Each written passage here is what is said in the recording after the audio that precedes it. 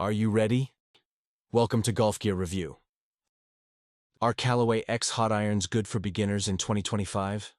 In many ways, the new X Hot Pro irons seem to fill a very large middle ground between the standard X Hot irons and the X Forged. In addition, players on both ends of the ability spectrum will see some desirable qualities in the X Hot Pros. Handicap players who need a little more help will appreciate this, and mid-handicap players who are working to improve their game will appreciate it as well. Callaway X Hot Irons Review 2025-1. Aesthetics. The X Hot Pro irons are somewhere in the middle for me when it comes to aesthetics. If you've read my previous reviews, you know that I love clubs that boast a sleek, simple design. However, that type of design is usually reserved for clubs with blades or a bit of a cavity, and this one doesn't fit that bill.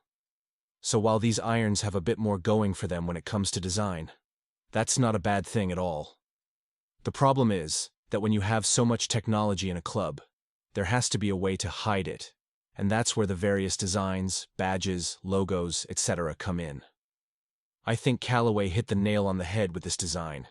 There is no sleek and simple design that I like, but I do go for what I would call an aggressive and sharp look. 2. Performance. From a performance standpoint, there's no middle ground with the X Hot Pros. The design and technology of this club combine to allow me to hit every shot I can. Starting with the trajectory of the club, I found it to have enough height to land softly on approach shots, but not too high to hit into the wind. The loft has increased, especially with the long irons, but they're not as hard to hit as traditional lofted irons of the same number. In other words, I've always been pretty comfortable hitting down on my 6-iron, but I've had issues with my 4 and 5 irons, not to mention my 3-iron, which is why I have a hybrid. It's not that I can't or don't hit that club well, it's just that I'm not consistent and less confident. For the X Hot Pro, the break is still the same.